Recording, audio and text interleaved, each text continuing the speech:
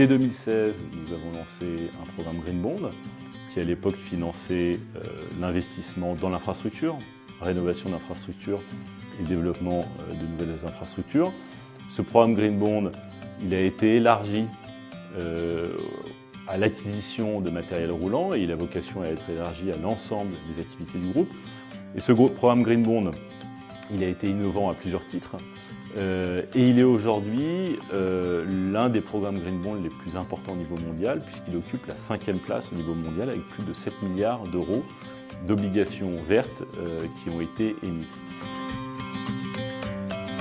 Dès 2019, on a lancé une ligne de crédit stand-by. Alors qu'est-ce que c'est une ligne de crédit stand-by? C'est en fait une ligne de financement qui est contractée non pas cette fois-ci avec des investisseurs, mais avec nos banques. On a 20 banques françaises et internationales.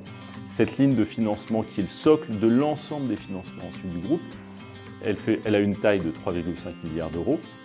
Et cette ligne de financement, elle est caractérisée par 3 indicateurs ESG, donc environnementaux, sociaux et gouvernance. L'un, c'est l'empreinte carbone du groupe. Le deuxième, c'est les achats responsables. Et le troisième, c'est la part d'énergie renouvelable dans la consommation électrique du groupe. Qu'est-ce que concrètement ça veut dire? Ça veut dire que si le groupe SNCF atteint ses objectifs sur ces 3 critères, empreinte carbone, achat responsable, énergie renouvelable, eh bien, la facture, le coût de ce financement pour le groupe SNCF diminuera. Inversement, si le groupe SNCF n'atteint pas ses objectifs, le coût de ce financement augmentera. Et pour dire les choses simplement, c'est un titre de dette court terme, à moins d'1 an, par opposition aux Green Bonds qui sont des titres de dette à plus d'1 an, des titres longs. Et nous avons été là aussi le premier émetteur au monde à lancer ce qu'on appelle donc un Green Commercial Paper, donc un titre de dette court terme vert qui a vocation à financer des activités qui ont un impact positif sur le climat. Alors, d'abord, la demande de produits financiers verts est bien supérieure à l'offre. Et donc, à chaque fois qu'on cherche à financer un projet, le fait que la dette qui soit émise soit qualifiée de verte ou de durable va nous permettre de beaucoup plus facilement placer cette dette auprès des investisseurs ou auprès des banques. Il y a un vrai déséquilibre aujourd'hui entre l'offre et la demande, à l'avantage évidemment des émetteurs dont fait partie le groupe SNCF.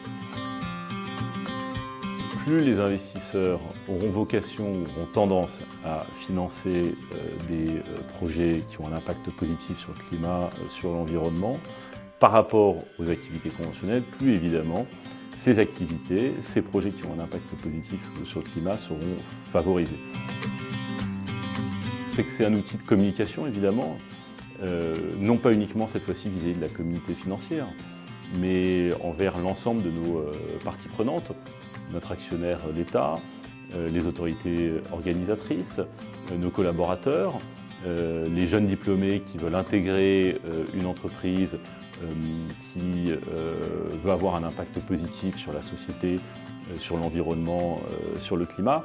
Voilà, l'ensemble de ces éléments, évidemment, participent à l'image de SNCF et ces produits financiers verts sont un élément parmi beaucoup d'autres et un modeste élément de l'ensemble de cette politique qui est conduite par le groupe SNCF.